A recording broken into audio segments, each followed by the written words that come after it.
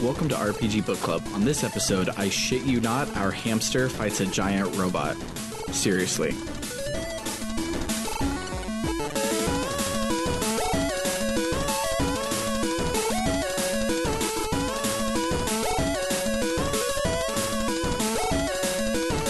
Welcome to the RPG Book Club, the podcast where we play a little bit of a video game and talk about how it makes us feel. I am Elias Sailor Eli Warren. I am Sam Allman. And I'm Michael Spiffle Weapon. And today we will be playing chapters 34 to 38 of Xenogears from Sky City Shevat. Scratch that and reverse it. We're doing 39 through 39 to 45. Oopsies. Copy-paste errors. I'm Ron Burgundy. Through Gate 3, the Deep. Sky City... Wow. Just start from today. Yeah. Okay. Today we'll be playing chapters... Oh God! Okay. I'm gonna change. Okay, 9 through 45. Okay. Take hashtag one take. Well, that just says 40. It just says there. It goes. There we go. That's just internet delay. Yeah. Okay. Today we'll be playing chapters 39 to 45 of Xenogears from Sky City Shevat through Gate 3, the Deep, stopping at the first save point in Shevat. In Solaris.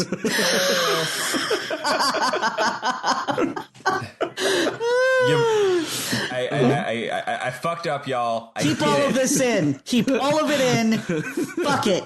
Just, me almost saying Sky Shitty Shevat. It's fine. Just keep If it. they didn't want us to get the two Sky Cities mixed up, they shouldn't have had fucking two of them. Yeah. And I feel like we're not done. Like, I feel there's still some Disc 3 realness to be happening in another Sky City. Yeah. Yeah. I would not be surprised. I'm not going to comment either way. So before we get started, how was everyone's week? My week was pretty good up until yesterday. So I had my vacation to Houston and everything was great. And I brought my RetroPie so I could be a good little podcast host and play a lot of Xenogears. And I talked about 5 NPCs one night and then didn't turn it on the rest of the weekend. So yesterday I had to binge this kind of lengthy section. Like, for me, it was about 10 hours, but I don't think it took that long, like, of actual playing. Just the other thing that was bad is Scarlett's really sick. So she was like throwing up and miserable all day yesterday. And so I had, like, the whole day was just barfing Xenogears. And then, unfortunately, at the very end, like 11:15 at night, going into the last bit of gameplay before we saved, my Raspberry Pi crashed. And right now, it won't be after today, but right now it only saves the SRAM when you power it off. And so because it crashed, it didn't go through the power off cycle, so it didn't save anything I had done yesterday. So I watched a Let's Play for the last 15 minutes of content, and we'll probably be watching a Let's Play for the last 5 episodes of content. Oh, that sucks. The good news is last 5 episodes of content are mostly cutscenes anyway, so you're getting the full experience either way. But yeah, so it was a great weekend and kind of a shitty yesterday. How about you, Eli? It's been okay. I don't remember what happened this week. Oh, wait, no, I remember what happened this week. It happened just last night. My raid team in WoW beat Heroic Gahoon. So we got our ahead of the curve achievement, and I'm very proud of us. It took us only 1 night of attempts to kill that boss. Well, congratulations. Thank you. We are sometimes good at video games. Sometimes. Yes, only sometimes. You defeated Gahoon type. Yes. I've been singing, let's get down to business to defeat Gahoon. That works too. Yeah. God damn it, Essie. How about you, Spiff? Man, I don't even remember. lot of things happened this weekend. What even happened on Saturday? Oh yeah, I went to a party. It was fun. It was a party that a lot of my friends were at. That also my ex coincidentally was not even invited to. Not like on purpose. I think it's just a slight not overlap of social circles. But that was nice because that doesn't normally happen. So I got to just go and enjoy a party without any awkwardness. And you'll be here on Sunday, and I'm going to get to meet you IRL for the first time. Yeah, that's the other big thing. I'm going home. Well, yeah, I'm going home to Austin. I do consider California, the Bay Area, my home now because I love it here. But I'm going to OG Austin, Texas. I picked a great weekend to go. It's a literal apocalypse right now in Texas. Yep. Bring your own water from California, which I think is an ironic statement to say. Gotta bring my water from California from Texas. I don't have water because it rained too much and there's too much water, so there's no water. Yeah. There's a boil notice and now there's also just a water usage notice, right? Yeah.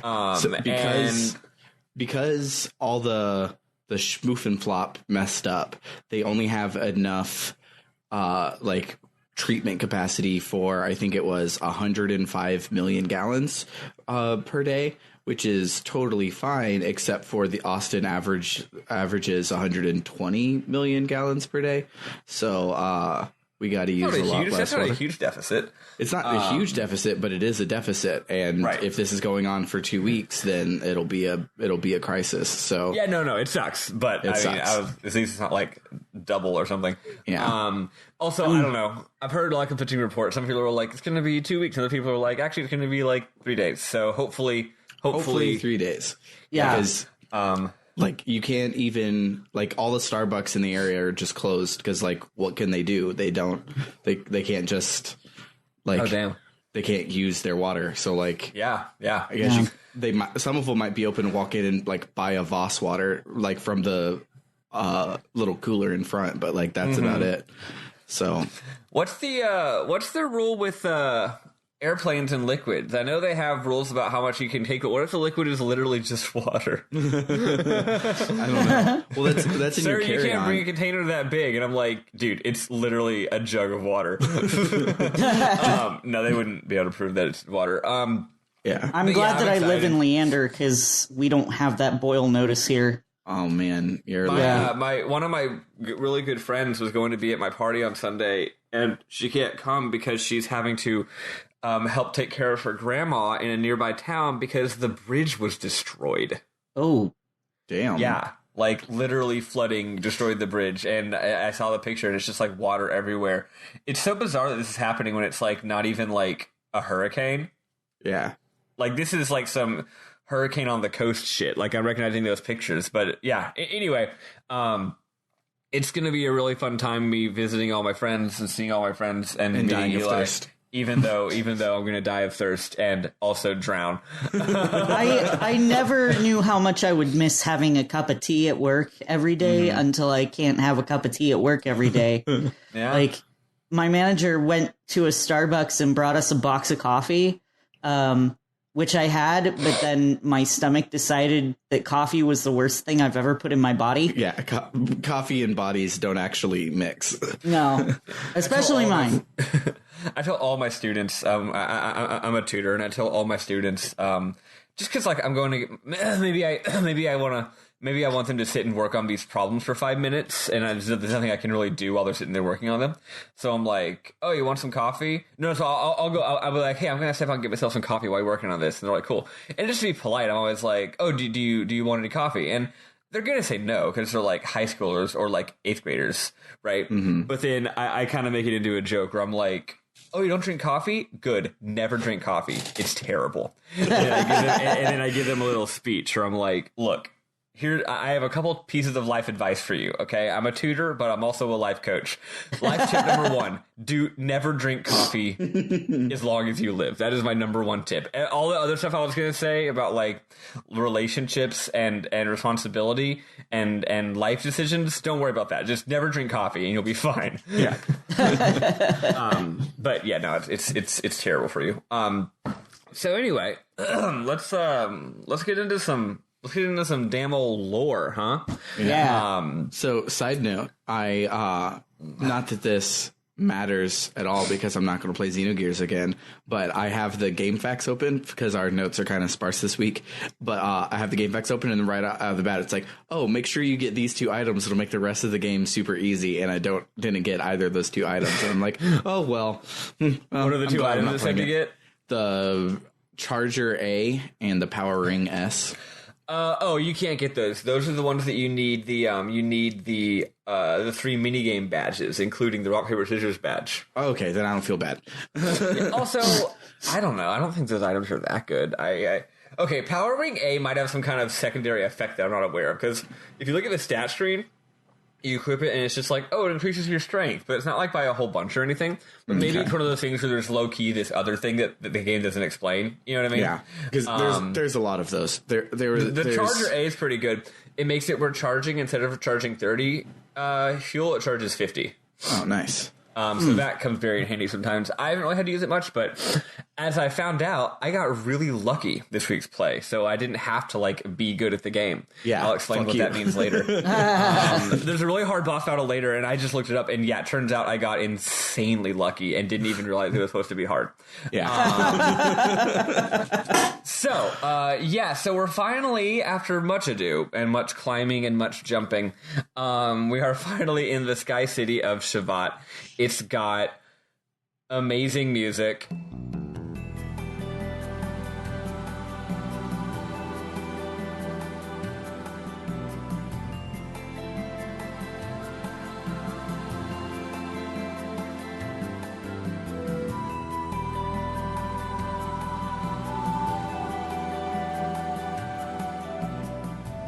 It's got nice graphics. It causes some slowdown. It has so many NPCs, and it's very bad news for someone like me who absolutely must talk to every single NPC in a video game.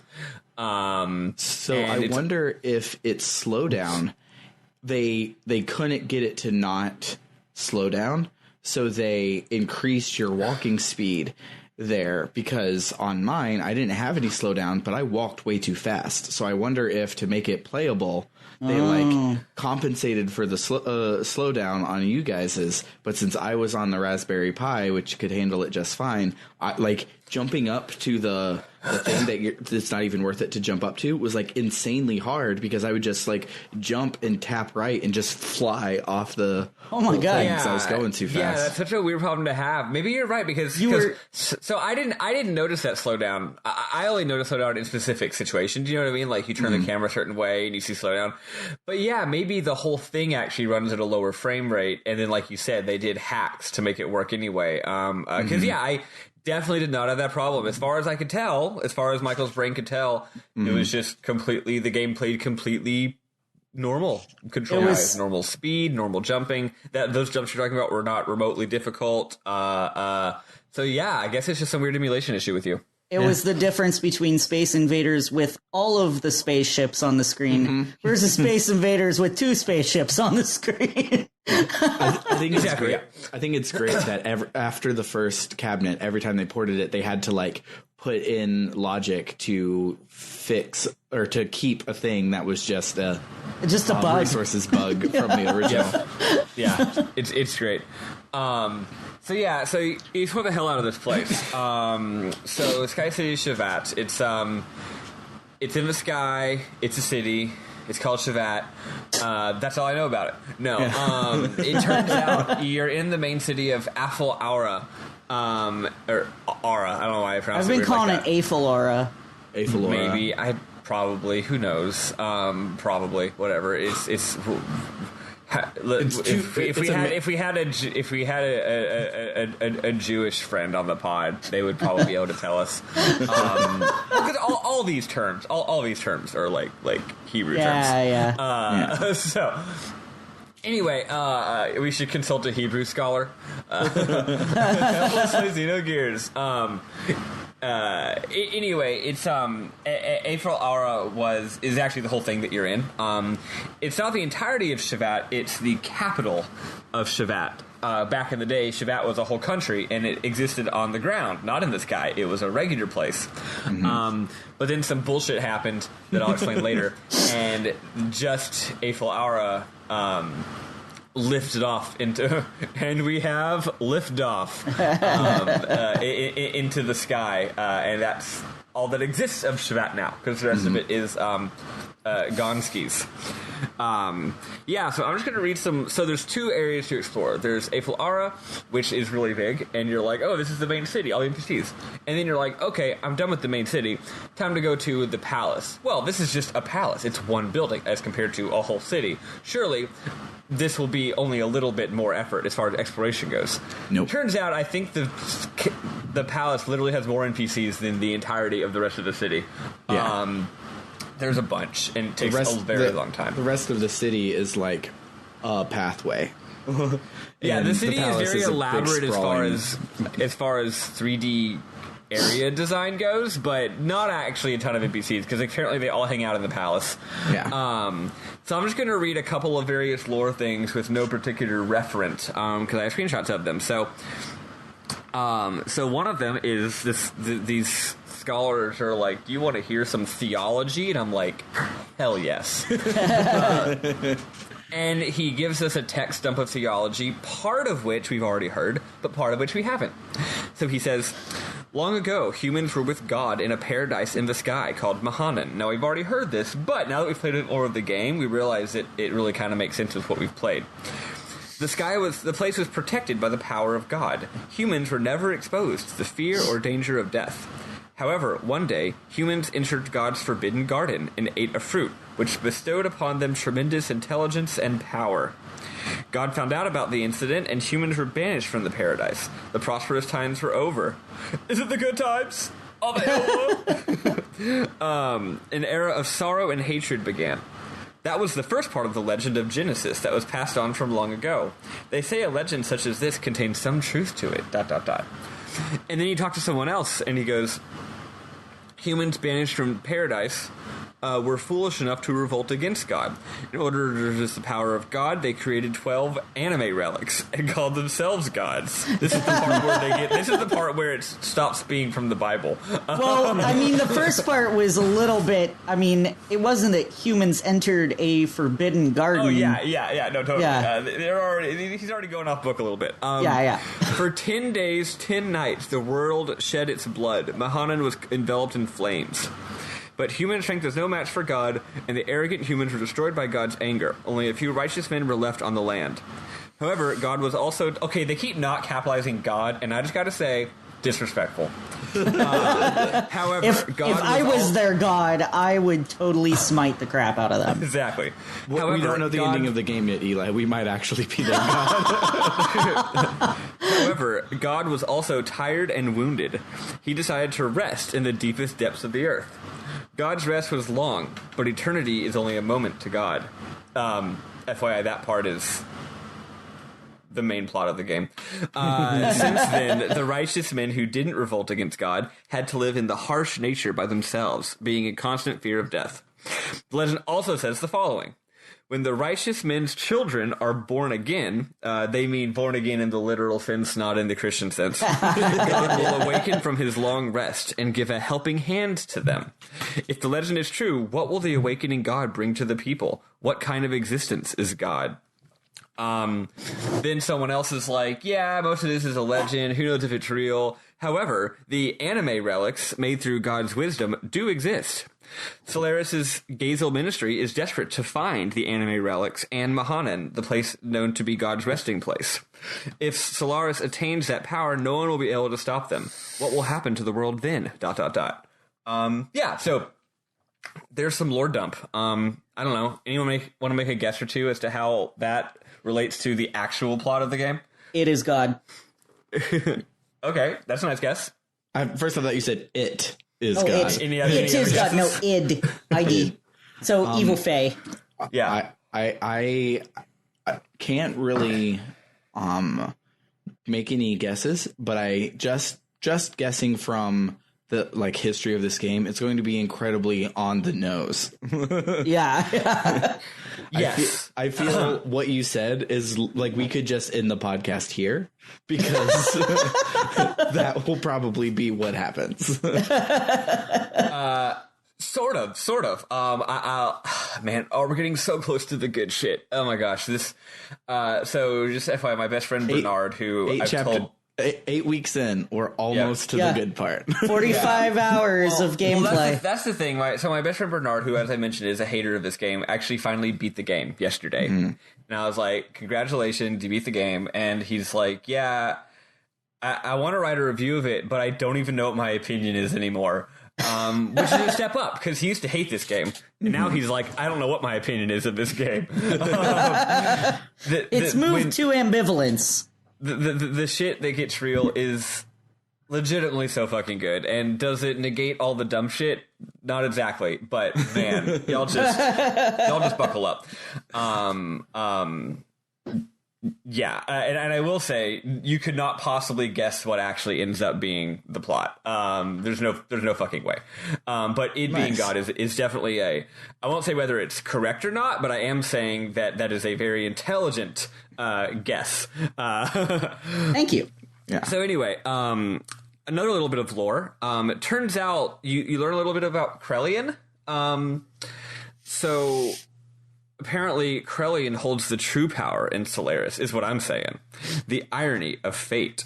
And the reason that's ironic is that turns out that Roni Fatima, a.k.a. Bart's ancestor, Queen Zephyr, the queen of Shevat, Lacan, a.k.a. Flashback Faye, and Krellian were all buds 500 years ago. They were all just buds. All these important ancestors were all friends, and they all were Shevatians.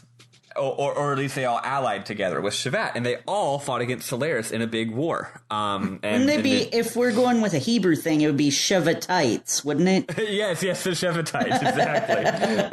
Against the Solarisites. I think they actually did call themselves Shevatites at one point. Oh, really? Nice. Great. Well, there we go. Yeah. I thought I was being clever, but apparently I just paid attention and didn't realize it. Apparently you're just paying attention. Yeah. So they fought against Solaris and it didn't work. So they're like, it's weird that Krellian is a bad guy now.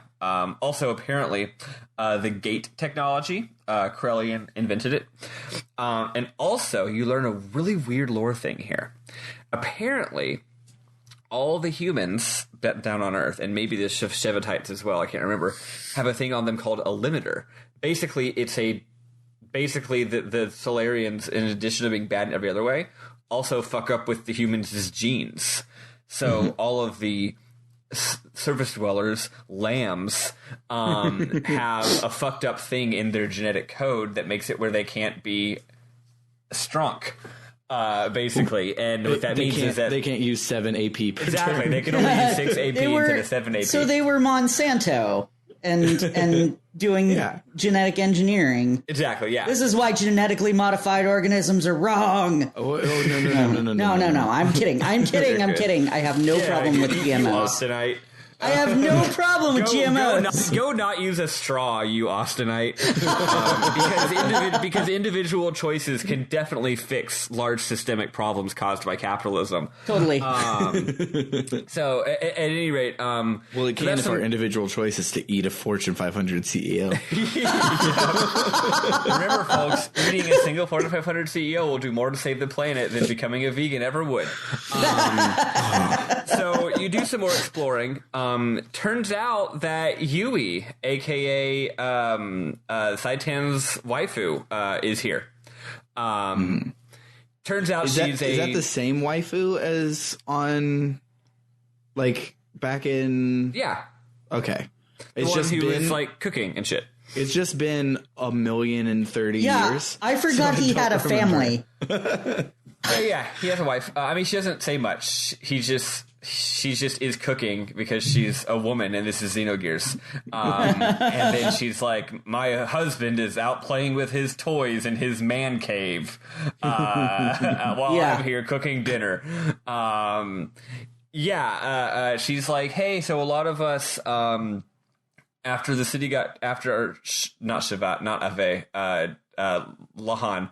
A lot of us, after Lahan got destroyed, we escaped here to Shevat. They took us in. Also, you know what? We thought about what happened. We realized some things, and we've all realized it wasn't your fault, Faye. We shouldn't have exiled you. And Faye's like, thanks, guys. It's been like 1,000,000 years, and I've moved on, but I guess I appreciate it. Was this an optional scene? Because I don't remember it. I didn't come across this scene. Just in one, she's literally just like in a room somewhere. Okay. I just had the scene where she gives Saitan a sword. Yeah.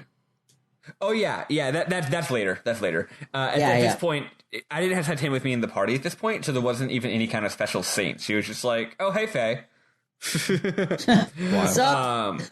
Yeah, what's up? She actually says, "Oh, welcome. You look good, Faye." And it's not even like, "What the fuck are you doing here? What the fuck are you doing here?" And she's just like, "So, well, just like Saitan, she knows shit, right?" Yeah. So when Faye shows up, she's probably like, "Oh yeah, right on time. There he is." What else? There's a very important line of dialogue. I won't explain why it's important because it's too stupid, but you're talking to a choo-choo or a Luffy in my game. Mm-hmm. They're snoo-snoos. The Luffy says, "You humans are truly unusual living beings, aren't you? You're all like shattered fragments of a mirror." And I'm like, that's a normal thing that people say. Yeah. Especially when you replace like words with chew randomly. Yep. Yeah, you just this town is full of people talking like they're regular people, just saying normal things that we normally say on a given day to each other, to passersby. I feel like the choo-choos are trying to be like Mughals, but they're not really succeeding at it. Dude, Takahashi is just on one, man. He's been wanting to put these stupid, ugly bunny Moogle things in his game ever since the beginning, and he hasn't stopped doing it. I hate them, but after a certain point, I was like, all right, I think I actually love them. I like them. And I like them, especially after the point that you're talking about. Yeah. Takahashi fucking commits to the bit, man. And the thing is, I feel like some people were like, "Hey, the choo-choos were really annoying in Xenogears," and he's like, "But he did the same thing that the creator of the IT crowd does when people say he's transphobic. He dug in his heels. And he says, fine, you don't like the choo-choo? Fine. They're going to be even more important characters in Xenoblade Chronicles." And then someone's like, hey, the fucking, what are they called in that series? They're like, hey, the Nopon was really annoying in Xenoblade Chronicles. It's like, fine, it's going to be an even bigger part of the plot in Xenoblade 2. The more you complain, the more it's going to happen. And Xenoblade 3, your main character is a Nopon. Yeah. Eventually it's just going to be, oops, all Nopons. It's like here, folks. People complaining that in Twin Peaks The Return, Coop isn't there for the longest time. He's Dougie for all those episodes. And they'd all been made beforehand, but I couldn't help but feel that David Lynch was really trying to spite everyone. No, that's what it was like, complaining about it. Well, even though it was all made at once, I do feel like it was like he thought of the idea of Dougie, and he was like, "Oh, fans are gonna hate this," and he's like, "Fans are gonna hate this? Okay, you know what? This was originally gonna be like 3 episodes, but now it's gonna be 15 episodes." I love Dougie. No, it's the best. Yeah. God, Twin Peaks. Oh my gosh, I got texted yesterday. My dad texted me out of the blue. He's like, "Hey son, how you doing?" Because my dad's the kind of dad who always calls his son's son, like real dad hours, right? He's like, "Hey son, I've been watching Twin Peaks lately. You watched some of it with me years ago, and I didn't really like it, but now I love it." And I'm like, oh my gosh, all my wildest dreams have come true. All I ever wanted is my parents to like Twin Peaks. My dad had watched the original Twin Peaks when it came out, and he liked it. And then he hated every episode until Coop came back. I mean... That's amazing. Yeah. God. Okay. Anyway. Sorry. This is now Twin Peaks podcast. Yeah. It's okay. We haven't actually started talking about the plot, just lore so far. Yeah. Well, I do think the lore is very important though, because the thing is, it's a lot of really important backstory that the game never actually puts in a cutscene. Okay. So anyway, there's also a carbonite chamber just for no reason. They're talking about how Shevat has done some war crimes, but what can you do?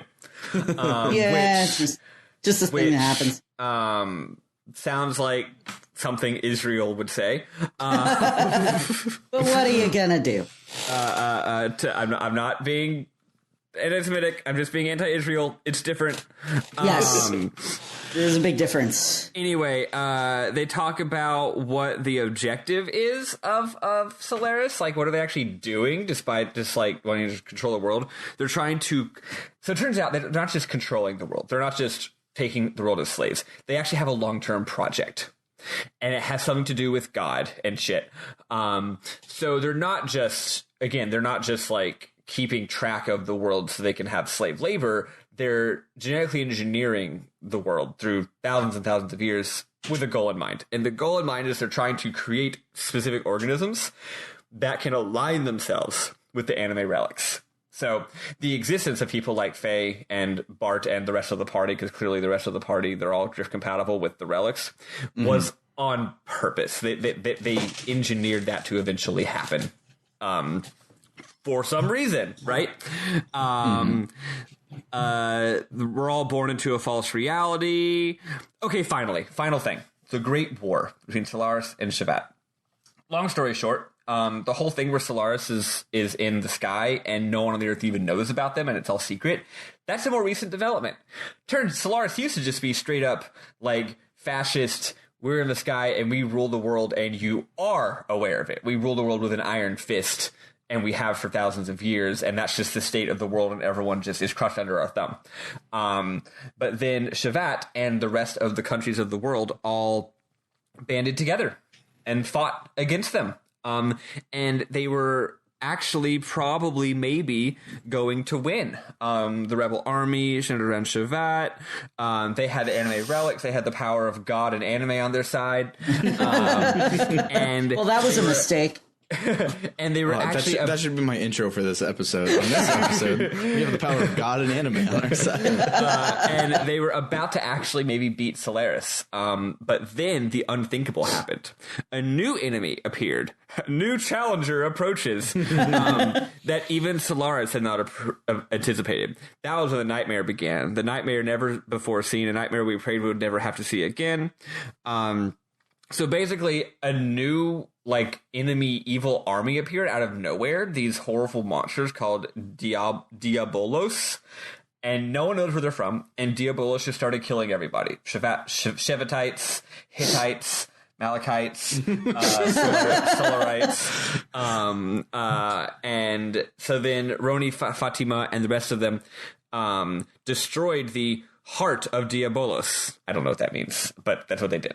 And because of that got in the way of them beating Solaris. So Diabolos fucked everything up so much that by the time they were done defeating Diabolos, Solaris kind of was able to go back to being in charge. And this time around, they're like, you know what? The whole ruling the world with an iron fist fascistly thing didn't work out.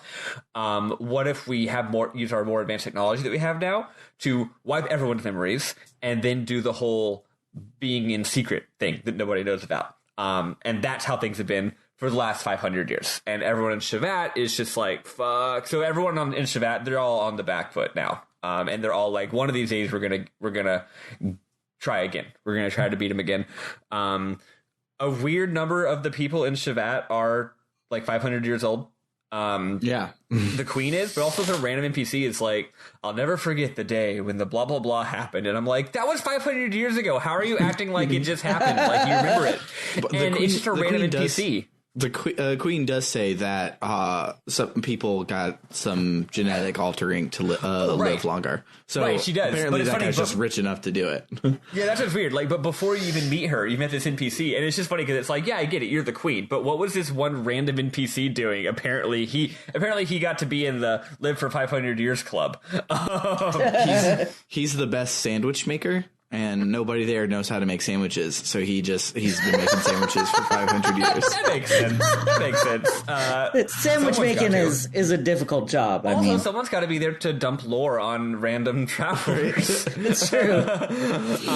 He's a podcaster. He's got all the info. One nice thing is you're getting to the Queen's throne room finally, and Wise Man's just standing there chilling. Yeah. Yeah. And it's not even a dramatic plot scene. He's just like, you're finally here, ... Where have you been? So he's literally just like, sup. And you're like, sup. And there's not even a cutscene or anything. You're like, oh, I guess. Nobody's like, what the fuck is going on? I guess we've reached the point of this game where this is just normal now. One other tiny bit of lore, and I only know it because it's the thing you have to do to make the plot actually work, is they have one building that they leave in like the destroyed state from 500 years ago as a reminder. Right. And that's like cool, but like a statue in the plaza would have been great instead of just like this bloodied hump of a kid's room. Yeah. Yeah. Yeah, but, you actually go there, and that's what triggers, like, Maria comes in and says something like, it's sad that this happened. Hey, let's go see the Queen. Yeah. So, finally getting to the plot now. I know that took a long time, but don't worry. The rest of it's going to go real fast because you just fight a bunch of people for 5 hours. Now you start the fight, and the fight ends in 5 hours. Because the budget started to run out. In the game facts here in a second, we have a dungeon, and it says grind now before you save after this because you won't be able to have any random battles for the next like 4 hours. Boy, I should have done that. Yeah, it's like rise and grind, boys. Let's get this bread. So at any rate, so you talk to the Queen, and the Queen is like, yo, what's up? It's your girl Zephyr. She looks like she's 22 or 18 or 14, depending on how you read it, but she's actually 500, so it's okay if you wanna fuck. Eli picked up on that being a really destructive trope in animes where which it really is, where they're like, this underage girl is actually 500, so it's not bad. I didn't get that vibe from this character because I didn't think she was sexualized at all, and I also didn't even think of her as being underage. However, that's totally, if that is what they were going for, shame on them. Yes. Anyway, not much happens here. She's just like, what's up? We're Shevat. We're trying to fight Solaris. You want to help us? And you're like, yeah. And then and then some bad guys appear, and they're like, shit. And then there's an intruder. We've been here for 5 seconds, and they're like, I actually have notes up for this part now. Right.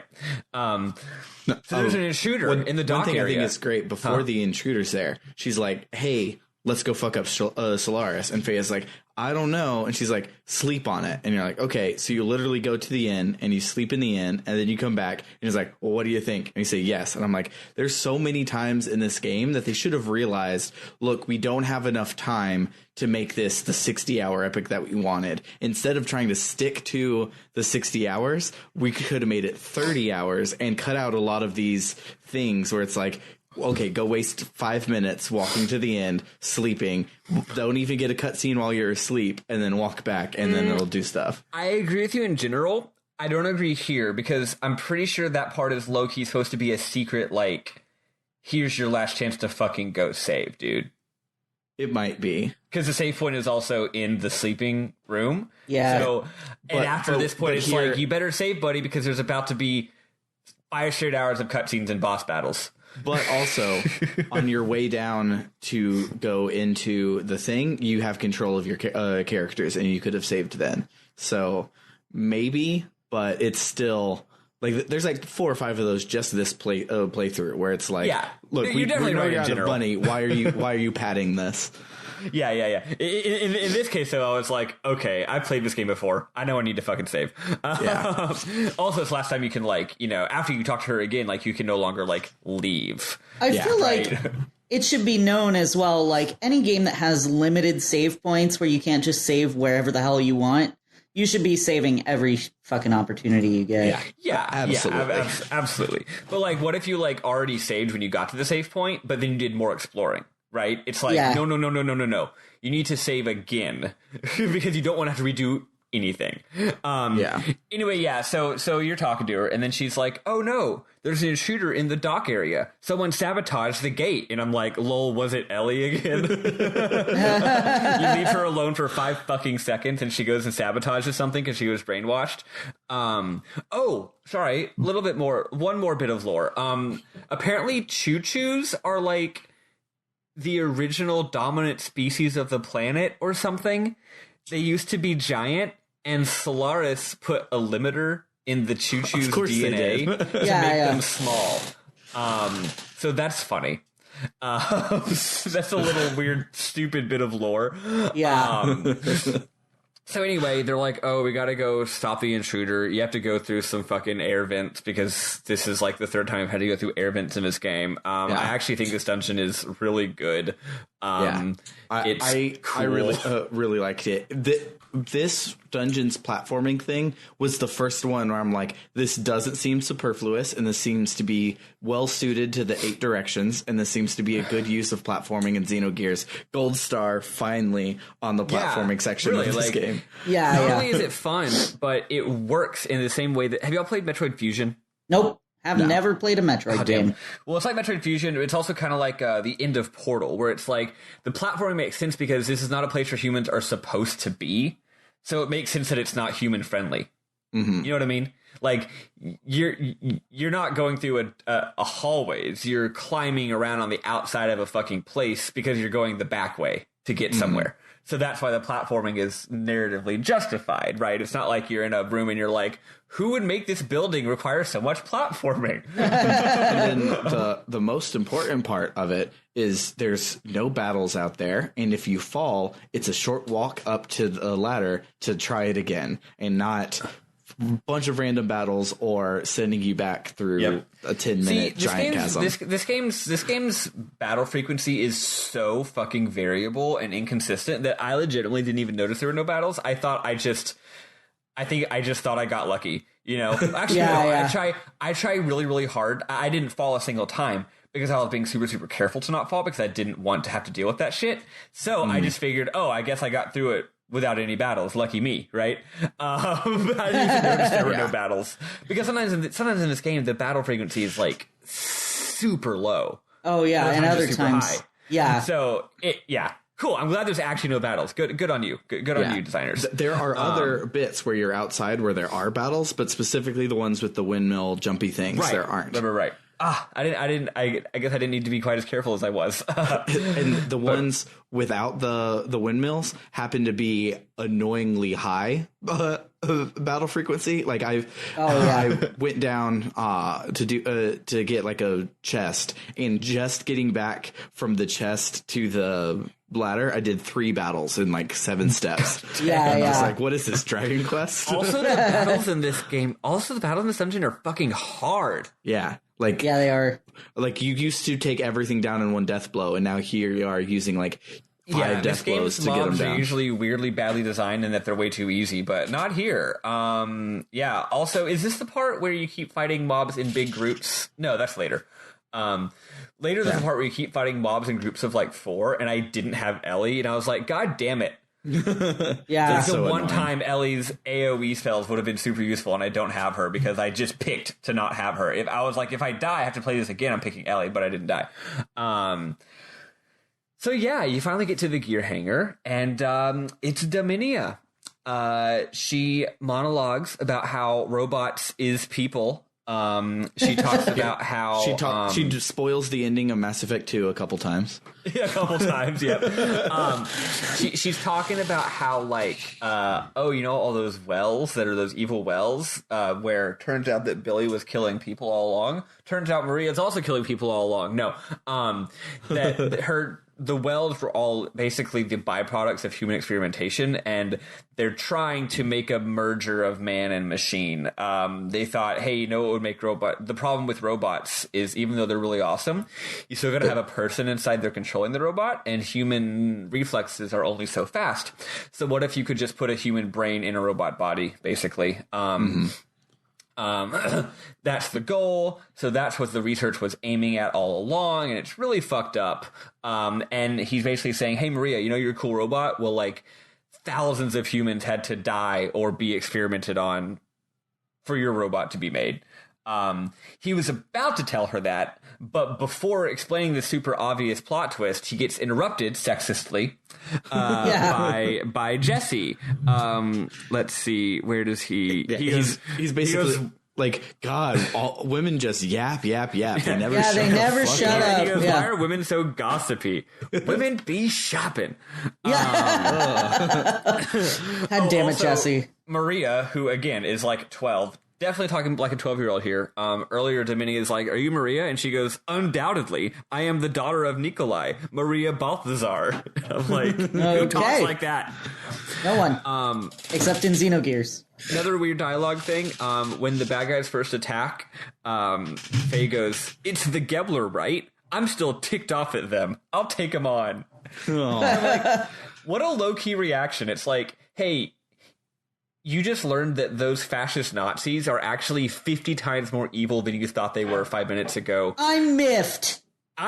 This just ticks me right the heck off. It really burns my biscuits. And the thing is, like, 2 seconds later, I think Rico says the same thing. He's like, I'm ticked too. And I'm like, y'all should be more than ticked. This is an outrage. It's okay. You guys have said bitch before. Just say pissed off.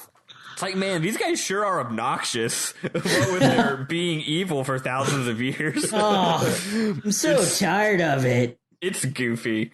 Yeah, so anyway, you kick her ass. It's not hard. Was it hard for any of y'all? No. Nah. It wasn't hard for me. Nah, it's trivial. Literally only Shaka Khan was hard this week.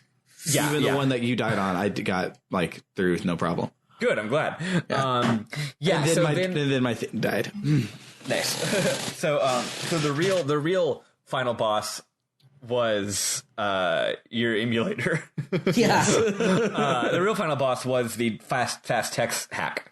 Text wasn't on screen. I think this is just a something with PC PSX or whatever. That makes sense. Yeah. So anyway, turns out that Dominia did in fact fuck up the gate. So she like but weakened the gate generator. So now the bad guys can like come closer to Shevat because that barrier is not working quite as well as it should be. And there's 4 gate generators around the town, and they all need to be defended from 4 different enemy units. So there's a cool 4-way battle where you get to pick which of it's one-on-one battles. So you got to pick which gear is going to go to which battle. They do a cool thing where they describe like what kind of battle you're going to be having, and you get to pick who might be best suited to that. I thought it was kind of cool. Do y'all remember who y'all picked on who you picked for what? Yes. I can look because I picked the one the guide told me to. I picked the ones the guide told me to, and then so I had originally Ellie for the first, Billy for the second, Saitan for the third, and Faye for the final. Yeah. But I forgot that I hadn't had enough gold to upgrade everyone's gears, so I'd only upgraded the ones that I had in my party at the time, which was Faye, Billy, and Rico. So I took Saitan, and Ellie was fine. Ellie cleaned up shop. It didn't matter that she wasn't upgraded. Saitan, however, was getting his ass kicked, and I went, all right, I need to restart this and pick someone else. Right. So I ended up going with Rico for that one, and he was slow as fuck because he's Rico, but he still dominated, so it was fine. Yeah. Nice. Yeah, one of the battles is like, oh, the gear, the way they explain it is they're like, oh, this enemy gear, it's one gear, but then it's got a unit of foot soldiers. And I'm like, okay, well, there's 2 options here. I can use Ellie, who has an AoE spell, but you never actually know if it's actually going to work AoE or not. Sometimes it does, and sometimes it doesn't for no reason. Air odds? No, like her actual No, just her spells. spells. I was using air rods for that. Rods. That would have been smart. But instead I picked Saitan because I'm like, he's so fast, he can at least get in 3 fucking turns for every one of their 1 turns and just kill those guys one at a time very quickly. Right? So I picked Saitan for that one. And so, yeah, you get to use a little bit of strategy. It's kind of cool. It's kind of cute. Yeah, I say it's not hard. Actually, I did lose the first time on one of the battles. It took me 2 tries, but it's not hard. Yeah. After you beat them, it's Achtung, baby, which is to say that Achzen shows up and he's like, I can win with or without you to his 4 generals. So yeah, Maria's dad's super evil. He's gone mad. What's cool when Oxen shows up is everyone's like, all right, let's go fight him. And he's like, yeah, but also here's like this EMP device that's going to make gears not work. So sucks to be you.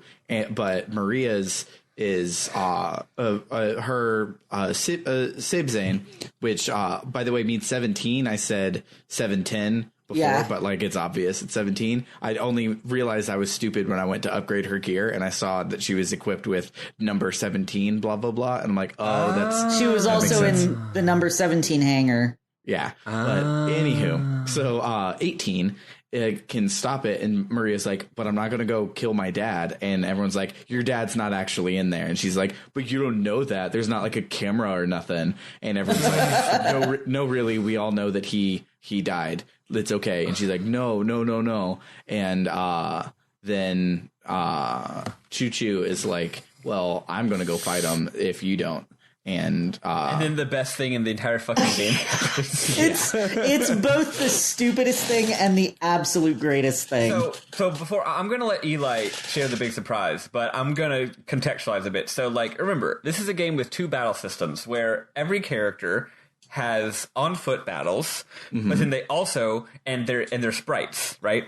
And then they also have giant robots, and the giant robots are in glorious PlayStation 1 3 dimensions. And it's big, so you're either on foot or you get into your robot, and now you're 3D. Choo Choo handles this situation a little bit differently. Eli, what happens to Snoo Snoo here? So Snoo Snoo has gone up onto like a little. It's on like one of the roofs, one of the spires, and it's looking right at Oxen and is like, fight me, bitch. And Oxen's like, ha ha ha, you tiny rabbit thing, you're dumb. He literally says, you're a level 1 monster. You're a level 1, you're a low level monster, and Snoo Snoo gets all insulted and is like, well, take this, fucker, and then just like inflates and just, I was freaking out. I was like, what the fuck is happening in this game? I don't understand anything anymore. And this, like, and there's like this heroic, epic music playing in the background.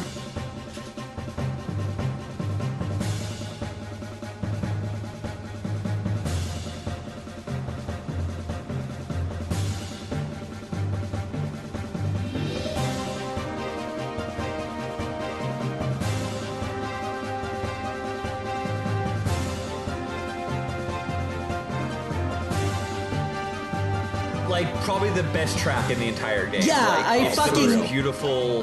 I fucking love it. The track is called like the Wings long dash, the People's Hope or something, some shit like that.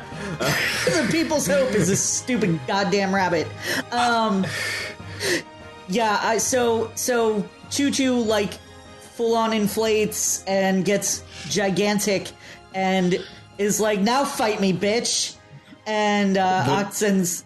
One thing I think was great, like, getting here is, so Maria is like, no, Choo Choo, come back. Or in my case, Angelica, which makes there's a joke here in a second that's even better when the name is Angelica. She's like, no, Angelica, come back. And so she runs outside and you see the sprite run up the stairs and go behind the building. But then the camera pans up and it's a tiny 3D model of Choo Choo. Yeah. And I'm like, So something different is about to happen. Yeah. So exactly. So as soon as you see Choo Choo or Luffy in my case as a tiny little 3D model, you're like, Yeah. Luffy's like, hey, you guys all have robots? I don't have a robot. But who needs a robot when you can just grow to be 100 times your original size? The whole time I was wondering who was going to give this little stuffed animal a robot, and then I was completely wrong, and I'm completely happy about it. Also, in case you're wondering, yes, from now on, Luffy is a regular party member, and you can pick to take her into battle in small form or in big form. I can't believe you just chewed. With you.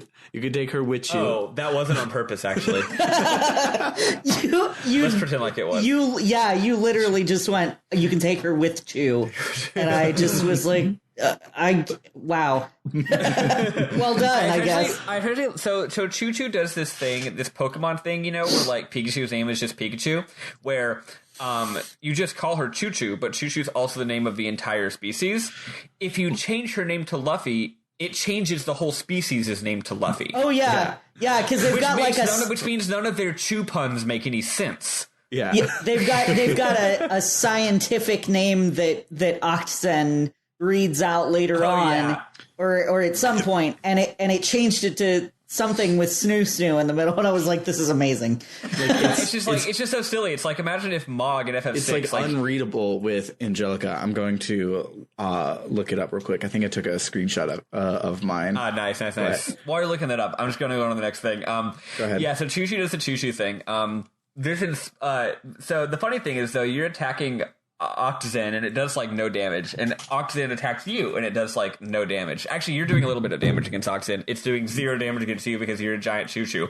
But then it goes back into a cutscene, and he's like, "Fine, well now taste my Rocketo Punch," or something like that, or bear my Arctic Blast, and he hits Choo Choo, and it like knocks Choo Choo out in like the anime way, where she's got like X's for eyes, and she's like, "Ouchie, wow, that hurt." What do I do? Oh no, that hurt. And then Maria's like, I need to help my friends, because that's Maria's voice. And gets I need really to help my inspired. friends. So then there's a really dramatic cutscene with, again, the same heroic music where she like runs down a hallway and she like runs all the way from the throne room to her robot and gets in the robot and decides to save the day and kick her dad's ass. Because that's what RPGs are about, is kicking your dad's ass. Yeah. Yes. I got a little emotional at this part. No, it's a good scene, mostly because that song is so fucking good. Here's the thing that's annoying. That song is Maria's theme, okay? She has 2 tracks. She has the sad version of her theme and the heroic version of her theme. It's a beautiful song, but sometimes they just use it for heroic moments in general. And I'm like, no, but Maria is not in this scene. This is Maria's theme. Yeah, they definitely... You can't just use it anytime anything cool is definitely happening. used it later on when Maria wasn't anywhere around, and I was like, okay. It makes a little bit of sense. I mean, actually, FF6 is the same thing. FF6, the second... the song that plays when you get the second airship, that is a song that has specific... Yeah, that song has specific emotional resonance to Locke and Locke's story, and to Setzer and Setzer's story. But, sorry, not Locke at all. I meant to just say Setzer. Setzer and Setzer's story. But it does also symbolize the shift in tone of the second act of the game from despair to optimism and the idea of maybe saving the day. So even though it is specific to one character, it does still represent basically all the characters as hopes and dreams for a better future. So I think maybe similar things happening here. No, they just ran out of money because most of the rest of this you play in the Yggdrasil's theme, and it doesn't make any sense. Yeah. So it just musically fit the scene because they didn't have money to pay for any. You more hear music. that battle music all the time too. I just think that it works because, like, remember, it plays later when Fort Jasper takes off. It's the same thing. So anytime the characters are doing something that's like, I don't know, activating some big device that might help fix everything, it plays the new song. And I'm sure they all are inspired by Maria's the hope that the boldness and courage of this 12-year-old girl fills them all with determination. Yeah. Right? They've used the battle theme so much. Like, there were points where they actually just slowed it down or sped it up to try and change the sound of it. But it's like, this is literally the exact same song. Like, you're not even using a leitmotif. You're just you're just pressing fast forward. What's weird is if you look up this game's soundtrack, it's a pretty lengthy soundtrack. It's got about as many tracks as like FF6 or whatever. But the problem is it's so much more happens in the game that you feel like it needs to have more music. Yeah. Again, it's a big soundtrack, but it's also a big game. Yeah, and so like the soundtrack should have been twice as big as FF6's soundtrack, and it's actually about the same size as FF6's soundtrack. And I feel that with this game, they gave too many things individual tracks. Like there's a scene like early on where in the one cutscene you get 3 whole tracks to get through that whole cutscene, whereas in other games you might only get the one. So now that we're getting what the other games would do and be like, oh, this is the sad song from this RPG or whatever, it feels lacking because earlier we had such a rich soundscape, and now we get the battle theme and the Yggdrasil theme and the Maria theme for almost the rest of the game. Yeah, it's an interestingly lopsided soundtrack, and again, like, it is very good, and it is not actually small, but it just isn't exactly. It's like they have too many songs that are just like military fighting songs and not enough like emotional schmaltzy JRPG songs, even though there are a lot of emotional schmaltzy scenes. It's weird. Anyway, yeah, that's enough about that. It turns out that, you know, again, Sybzen's Oxen is evil. Octung, when Maria gets nearby, turns not evil for a second and is like, Maria, this is your dad. And she's like, oh, my dad, you mean my father? And it's like she literally, like, we're referencing the meme, but she literally is says a variation on "you mean my father." Yeah. What's the Spanish word for father? Padre, right. And so she's like, oh, is this my dad? And it's like, no, I padre. He's all recorded. One of y'all has seen Mulholland Drive, right? I have not yet. No, Eli, you're a Lynch fan. I know. Whatever. I know. I need to watch it. Anyway, that was a really clever joke. I'm sure it was. I trust you. It is a recording. Maria's dad recorded this recording before he died to activate when Maria was nearby. And it's like, Maria, this isn't really your dad. This is just a recording. Please destroy this robot. And she's like, I don't want to because you're my dad, even though you're an evil robot. And then her robot starts destroying. It starts like shooting its gun anyway. And it turns out that the robot acts of its own volition. And it shoots the shit out of Octazen, and then you have a boss battle. And no, it's not its own volition; it's her dad's volition. He says in the thing that he had uploaded his memory banks to Oxen, but if she ever came around to Siebzen, it would transfer all of his memories. So it's okay to kill this robot because I'm not with that robot; I'm with your robot, and I've been with you all along, and it's really sweet. Yeah. So the real dad was in your robot all along. So Maria's sad, and the robot is good, and the music is good. And that's it. I also want to say real quick, I love Siebzen's design because it's not girl robot. It's a little girl piloting a big chonky robot.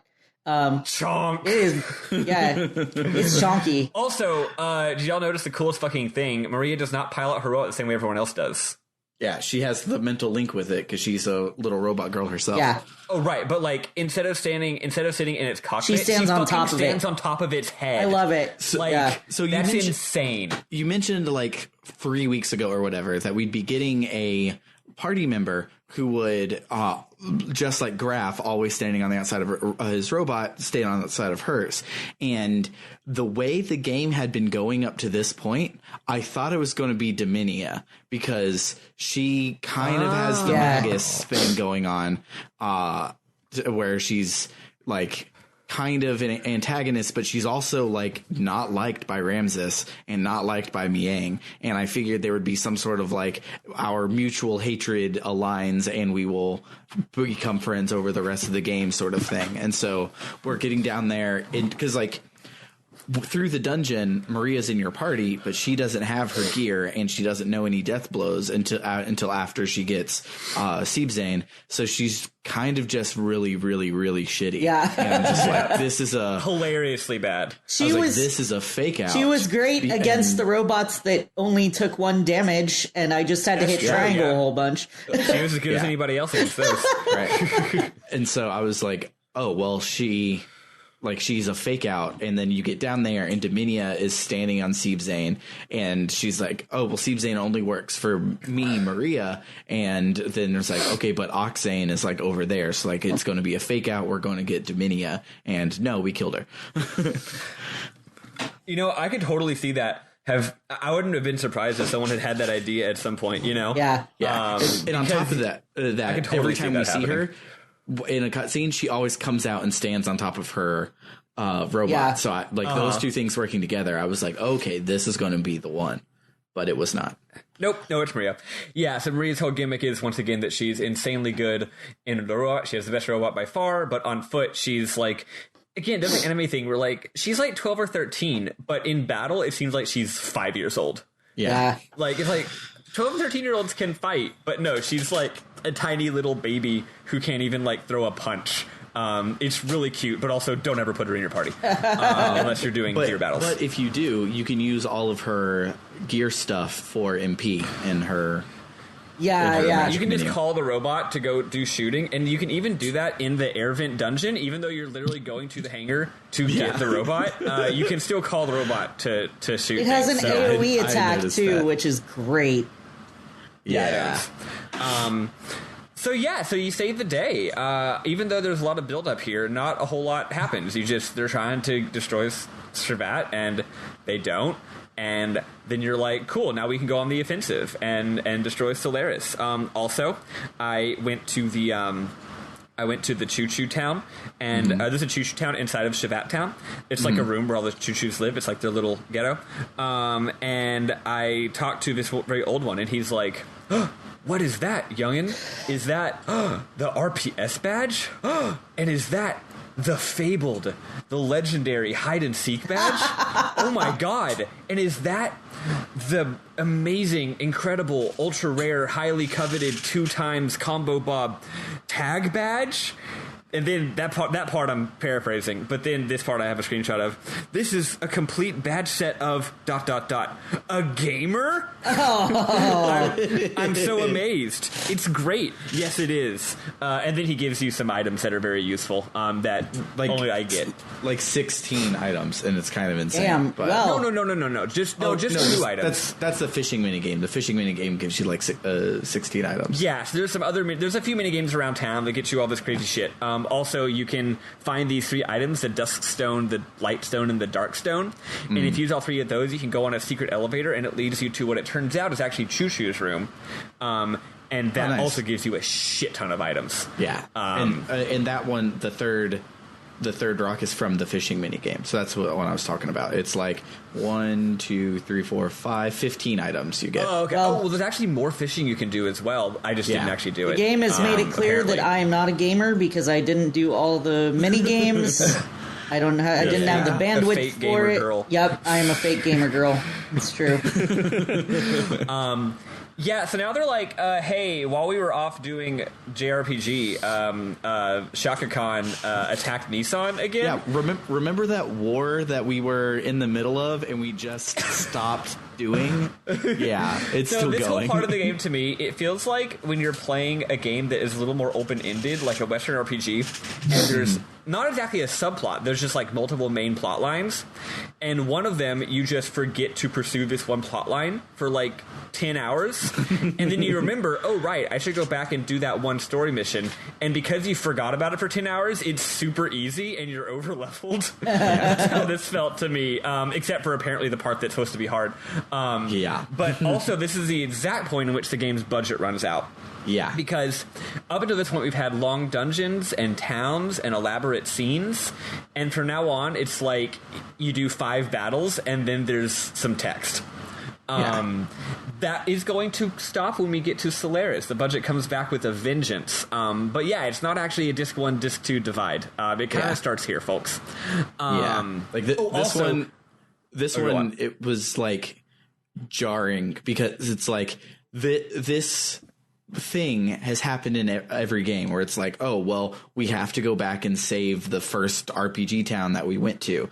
And you go back to it and it's like some things are on fire, some things have fallen over, and it's turned the town into a dungeon. It happens in a bunch of RPGs. This should have been that, but no, that you just get into 5 unavoidable battles. The town fought the same, except it's been evacuated, and all the enemies on the field just run at you, and once they're all cleared out, it's like, well, we did it. Yeah, and then it literally fades to black, and it's like, it describes a party, it describes like cutscenes, it describes like things that people did, and then goes on from there. Yep. So you save Nissan, and then they're like, hey, why were they even attacking Nissan? Oh, they wanted to get the Fatima Jasper. Remember that important plot point from 20 hours ago? Turned out the Fatima Jasper is, in fact, or the treasure is, yes, in fact, it is a crazy, awesome gear. And it turned out it's more than that.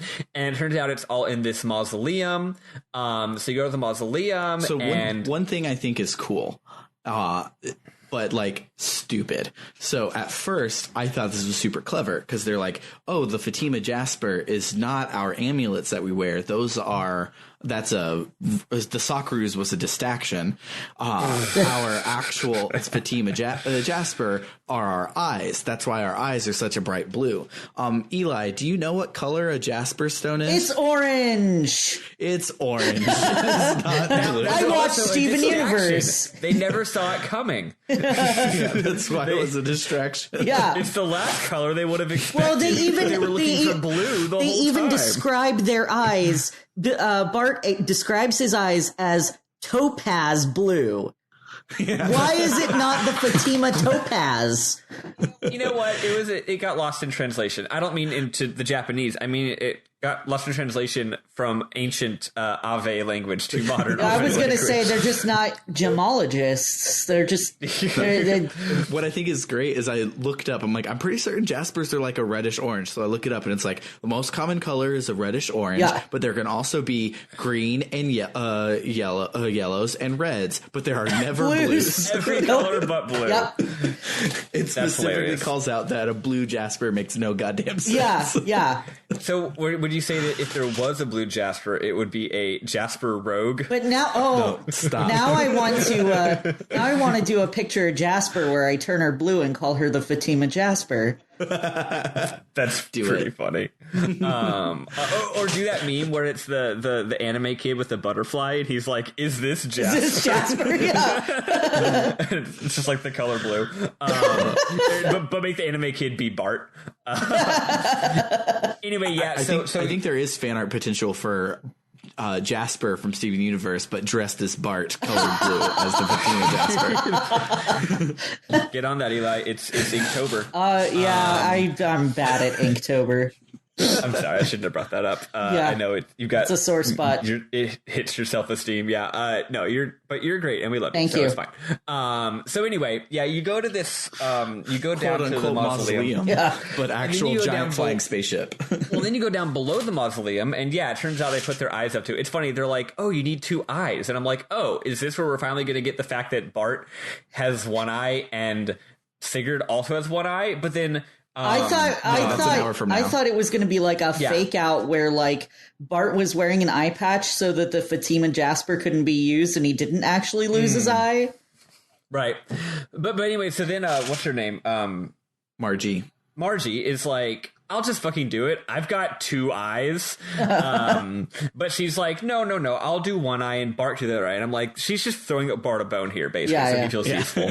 And it opens. Especially because, like, the moment she gets it open, she's just like, all right, peace, I'm going to go take this robot, and just disappears. Yep. So then you get to, I thought this was a really cool part. You get to what is clearly a very ancient and powerful sort of technological spaceship thingy. You're not really sure what it is. Mm-hmm. But first of all, the Bart's theme plays this whole time, and I actually think it's great. I think it's really moody because you're thinking about, because this is like Bart's family legacy, right? Playing in this scene.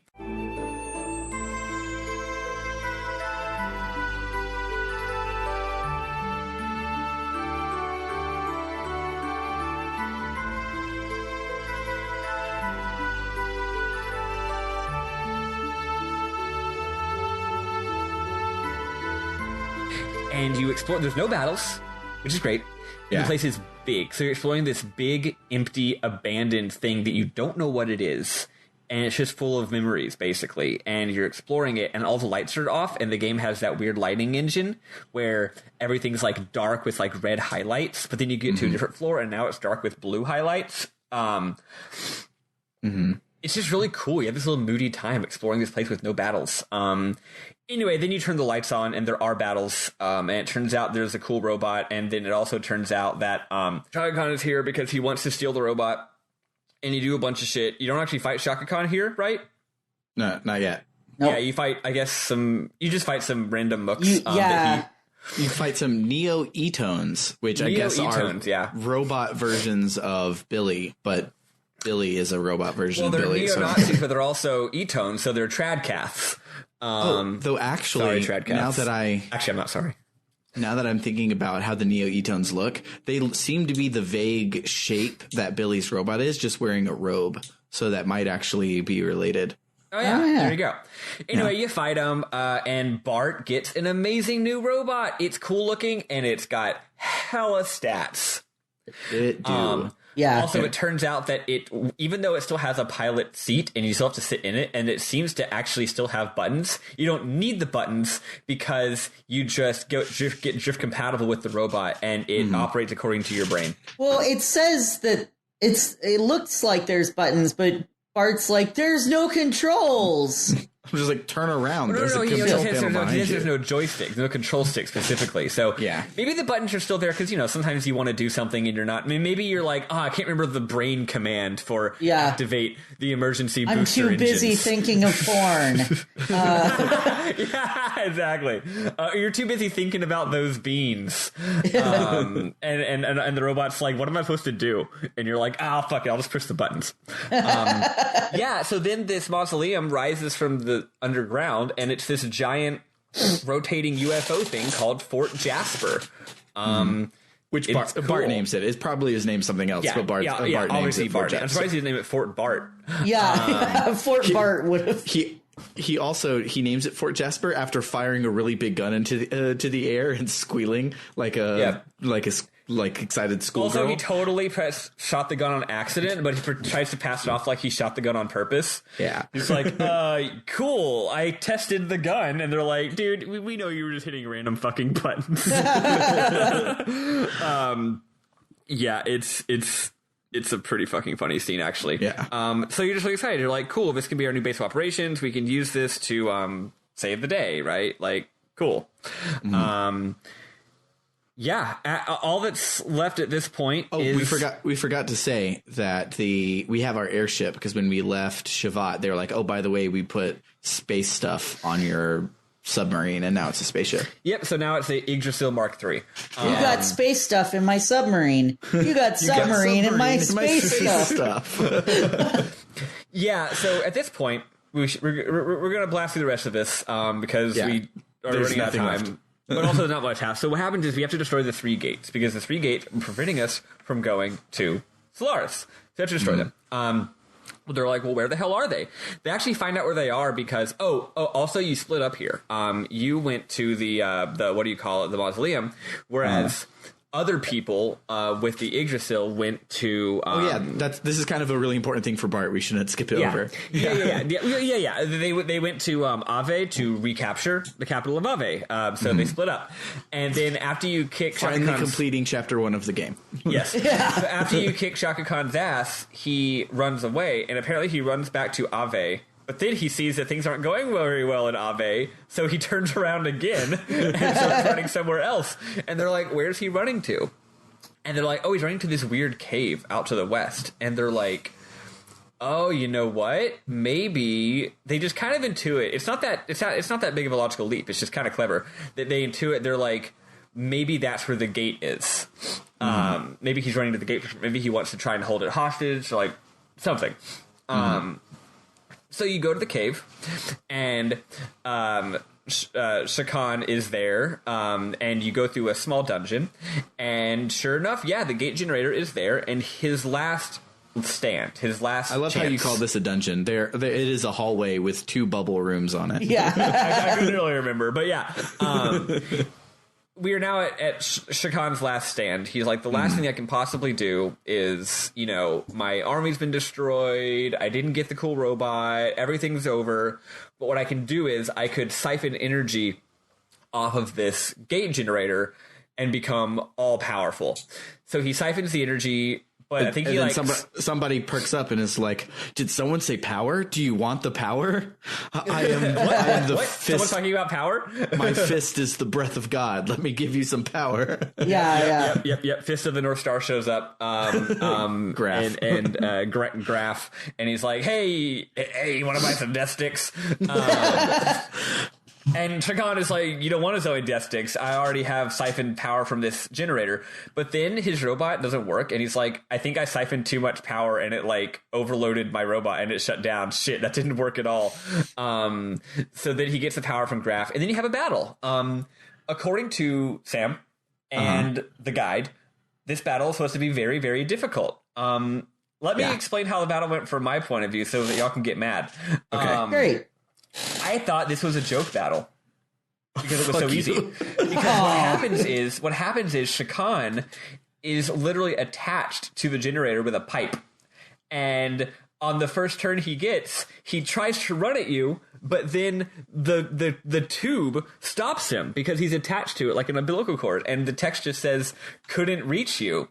And I'm like, that's hilarious. The joke is that it says hubris, right? Like he wanted the power, but he can't even hit me because he's attached to the thing. Apparently that only happens like 1 or 2 times, and then he disconnects and it's a regular battle. For me, it happened like 10 times. He does it, so he did it for a long time, but I couldn't do enough damage in that time. He has 20,000 HP. Yeah. I couldn't do enough damage, even with Siebson and Vari. Weird. I couldn't do enough damage. So he is one of 2 things on his turn. He either tries to hit you but can't, or he heals himself for 1,000 HP. But with my 3 guys boosted, and also I think I got lucky because I think most of the time he would try to get me instead of healing. I was just wailing on him, and by the time he finally broke down, I'd probably done at least 60% of his health, because he just kept trying to hit me and it wasn't happening, and occasionally he would heal. So I just got lucky, I guess, and wailed this shit on him, and then eventually he breaks free after like 20 turns, and I realized, oh, this isn't actually a joke battle. But by that point he probably had 5,000 health left, and I kicked his ass. So what had happened was he is attached, and he, according to the guide and much closer to my real life, but obviously isn't that true, he heals that 1,000 every turn. So you need to be doing more than 1,000 damage each turn. And the guide was like, just bring in Ellie, but I didn't have ether doublers, and the guide assumes that you do. And Ellie is good on foot. She's kind of shitty in gear without her ether doublers. But so I was like, okay, well, that's like, she's sucking, etc. And so he can't reach you is a counterattack. So like normally he has a counterattack, but he can't reach you here. So it's like that goes off like 50 times. And so I was doing the damage with like boosting and everything, but then he would break free. And then when he would break free, he would decimate me because I didn't put on the seal barriers and stuff that I ended up putting on later. 10% of your health? That's not too bad. No, he would decimating would be leave all but 10th, but no, I don't think so. Am I wrong? Oh, never mind. I think it's leave all but a 10th. But I believe that's correct. Snarky asshole, but they got turned around on me. But, he was like kicking my ass, and then he would attach again. But if you get him under 50% HP, he, instead of counterattacking, he'll just heal 1,000. So you then have to defend through all of that, in which he heals like all the damage that you managed to do. And so it became this like war of I can barely hit you 500 per time. And he ended up just winning the war of attrition twice. And then the second time I did it, I had something very similar to you. And when he broke off the first time, he was dead before he attached again. And I'm like, all right, what the fuck ever. RNG's a bitch. RNG is a super bitch. Yeah. Eli, you didn't say anything about this battle. How did it go for you? The first time I did it, I ended up just because I took Ellie as well. Because it was like, you know, with ether doublers and her air odds and everything. And I'm like, well, you know, I don't have those, but it should be fine. And I used air odds once and it did like 600. And I was like, okay, that's not, yeah. Oops, no air odds. So instead of like trying to force my way through the battle, I just reset and I took Siebsen, and Siebsen kicked ass.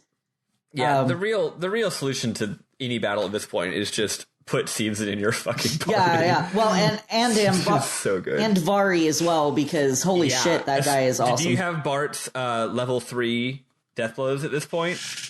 I think I do, because like every time I'm like facing random mobs, I just randomly will grind death blows instead. I had not been grinding death blows, so no. You gotta rise and grind. You gotta get these death blows. I've been working on that more now. Yeah. I did get him a death blower, so he was able to use triangle X. And nice. that was good enough that I was like, let's not try to build up to level 3 death blows or whatever. Let's just triangle X forever. And that worked. That did over 2,000 a hit, so. Good. Yeah. The level 3 death blows for Gears are good as shit. Especially if Einhander has them. Faye definitely has some level 3s. Mm-hmm. Yeah.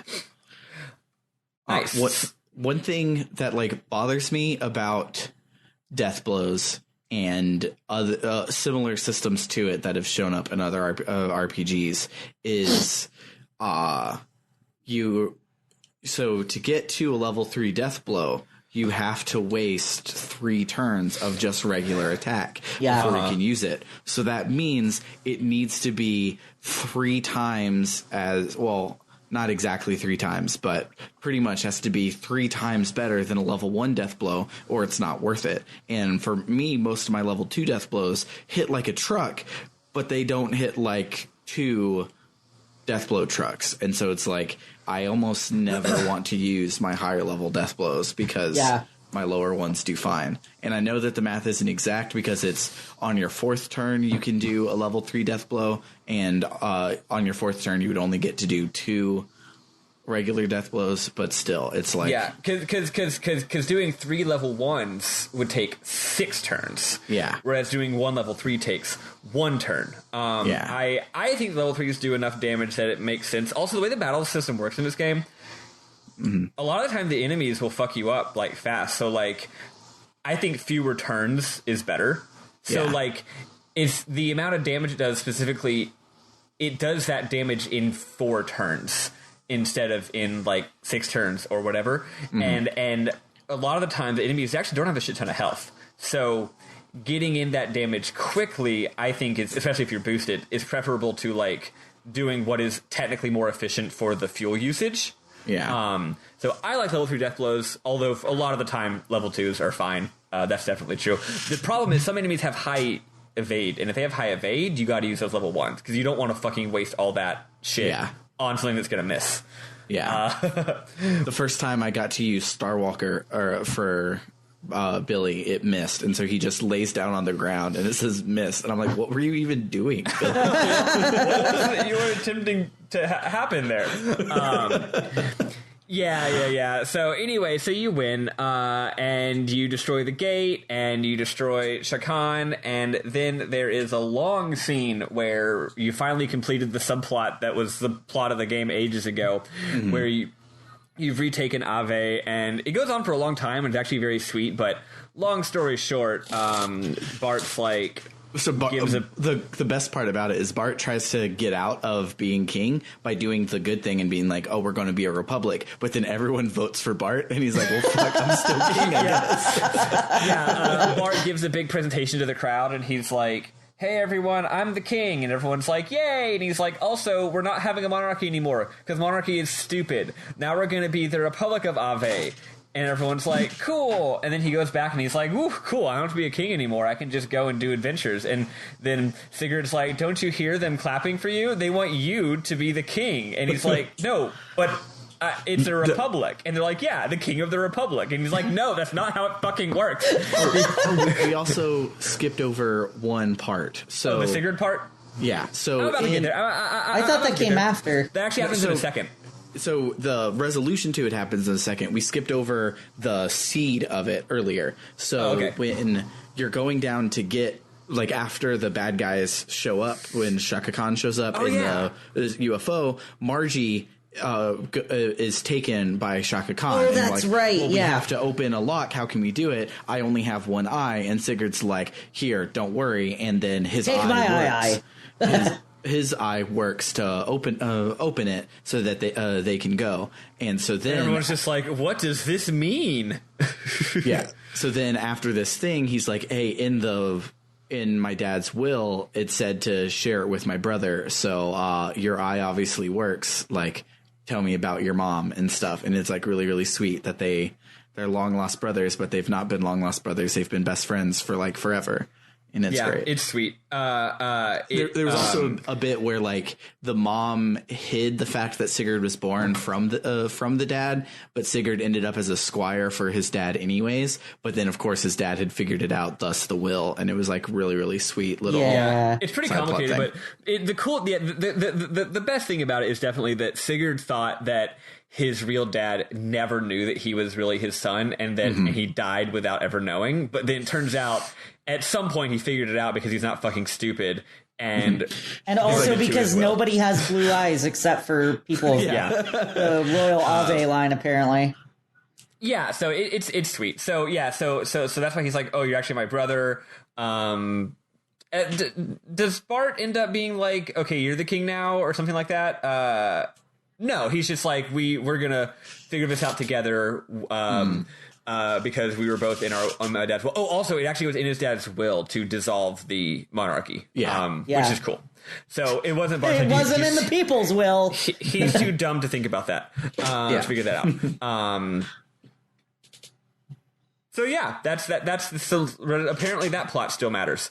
So then you have a scene with Brainball and Miang and Ramses.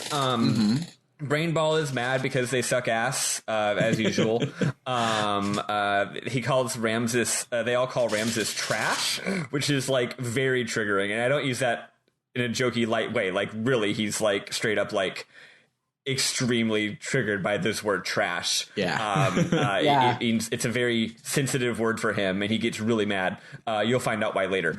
So anyway, he's trash. Exactly. But well, he's a man. So anyway, the brain ball is like, Ramses, you are canceled. They're calling him out. Ramses says he's going to stop the party from destroying the second gate, but he's still in bad shape from the last battle. So those stupid, awful mini bosses that I hate because they reference Star Trek and they're stupid, plus Dominia, who is perfect, volunteered to go and stop plus the party. Yang's like secretary that I thought was just like a one-off battle from before. Apparently it's no longer a one-off battle. She's back. She's real cute. These are actually like the 4 elements from FF4. They just don't explain them as such, but they are. They're just the 4 main mooks. It's just that you never see them all in one group together until now. Also, one of them is way better than the other 3. So Gate 2 is cool. They're like, where the hell is Gate 2? And they somehow figure out, I don't remember how, they just use their brains, the big brain. They knew where Gate 2 is the one that they knew where it was. They knew it was under Ethos HQ. Right, but how did they know it was there? It was like in the Ethos data dump back in the day. Yeah, so they knew that there's a gate underneath the Ethos headquarters, and they're like, oh, it's got to be way, way, way, way underneath. So what do we do? And then there's this long drawn out scene that is really kind of funny, where they find out that they can shoot the giant laser from Fort Jasper, but it's not at the right angle, and it's halfway across the world. It's what's cool. What I think is hilarious about it is we just shot the giant laser. Like, it was 2 days ago that we shot this giant laser just for fun, and everyone's like, "But maybe we could blow it up, but we don't have any weapons strong enough. Like, we don't have any giant lasers. This weapon can't do it. That weapon can't do it." And Bart's like, there's something. I remember something about a giant laser recently. And I'm like, come on. And then Saitan, of course, figures it out. And I'm just like, that was like a softball, Saitan. You can't really claim to be like the genius that you are. Like, look how smart I am. It's like, fuck off, Saitan. That was not hard. It was a giant laser and a giant mirror. Like, it's kind of obvious. Yeah, so Saitan's like, hey, what if we shot the giant laser from this part of the world at the giant mirror that is on, that we remember walking past and being like, that's weird, on Babel Tower, reflect it off of the mirror and shoot it at the church, except underground from the church, and blow up the gate. And they're like, that's a really smart idea. And he thinks that back in the day, they actually were both intended to be used that way. They were two parts of one, essentially, weapon. Maybe two parts of one, I don't know, spaceship? Well, I think it's a little neat, because obviously that wouldn't make any sense to be part of the spaceship. What I think, and if you look at the mirror, I think this is relatively clear. I think that the mirror was maybe added on later. You know?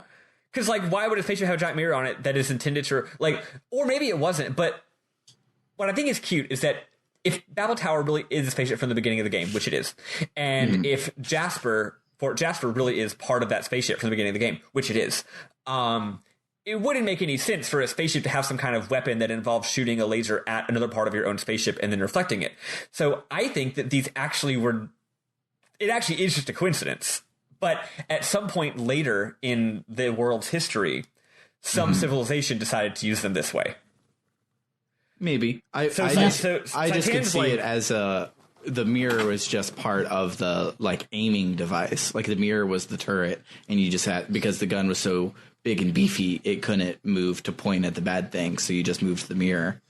I guess that could be true. I like the idea that Saitan, though he is smart, he's not smart enough to understand the actual lore of the game. He doesn't know this is actually a spaceship, right? Yeah. So what he's thinking of as, some ancient civilization built this, it's really some ancient civilization figured out you could repurpose it in this manner. Yeah. But whatever. It's pretty vague, but that's my read of it, and I think it's cute.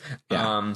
So you have this two-part thing. It's not a dungeon, because at this point in the game, it's just cutscenes. Yeah. 2 of your people go to the Babel Tower. 2 of your people go to Fort Jasper to shoot the gun. Each group has 2 boss battles, which is to say the same boss battle twice. Like, you fight them, and then you win. And you have to fight them again, but you don't get any heals. And it's actually kind of hard. I had trouble, again, because second battle, you're like, ugh, I'm all out of fuel.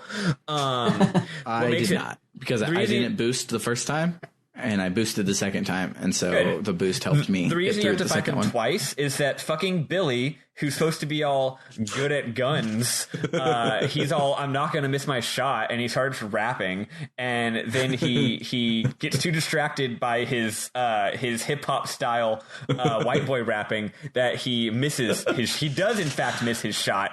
And that's why it's such a beautiful build up too, like, just like when we stole the airplane and it played the airship song. It's like, all right, here it is, this big triumphant thing, and you see Babel Tower in the distance, and you're following the bullet, like, the camera's all zooming around it, everything is awesome, and then it gets up to Babel Tower and it's miss. It just goes it goes right past it. It's actually really fucking funny. It reminds me, like, I don't know if this ever happened to you, if you were this lucky, but if Sephiroth's big world exploding magic attack, if that misses, it's just insane. Because at the end of Final Fantasy VII, Eli, you're fighting Sephiroth, and he's the, like, there's no twist, and there's twist, but not with the bad guy. The bad guy's Sephiroth from the beginning, but his big magic attack, like, blows up every planet in the solar system, blows up Earth, like, supernovas, this giant, like, world-ending cataclysm, to go miss on your character. Oh, jeez. That's great. It's really fucking funny. I gotta say, I know we disagree on FF7, but one great thing about that game that I appreciate on any video game, I love a game where the villain, you actually know who it is from the beginning, and even though there's lots of good twists, it actually is the same villain. I think that's that's harder to write than, oh, here's some bullshit real villain halfway through the game or at the end of the game for FF9. You know, it's just like killing off one villain to make room for a bigger villain is cheap. Having an actually good villain who's there from the beginning but also keeps your interest is less cheap, and I think that's cool. This game doesn't do that. My literal favorite part of Final Fantasy VI is how it's almost like how they made Avengers 3 work because Thanos was the main character. Like Kefka is kind of the main character of Final Fantasy VI. Everybody's story bounces off of Kefka's in some way, and that's how it works to have a 14-member party and one bad guy for a 35-hour game. So anyway, he misses the first shot, but he does make the second shot, and it works. It's a little funny though, because they didn't know exactly where it was. They just knew it was somewhere under the cathedral. But like, was it 1,000 meters down? Was it 2,000 meters down? Like, I feel like was they got expecting really this lucky. to like open up a dungeon for us to go into, and they just were like, nope, we did it. That exploded it. No need to go check. They did this extremely complicated, highly technical thing where they shot a gun halfway across the world and then reflected it halfway across the world, and they're just like, direct hit, got it. Direct hit to the thing that we weren't even 100% sure where it was. We just figured it was kind of around there. So it works. And then we go to gate 3. It's underwater. Sam, it's a shame you didn't get to this part because I thought it's a really fucking cool dungeon. Yggdrasil lands and the rooster tails popped up, that is what crashed my RetroPie. Eli, I know that you are more likely to get frustrated with things. How did you like this dungeon gameplay-wise? It wasn't too bad.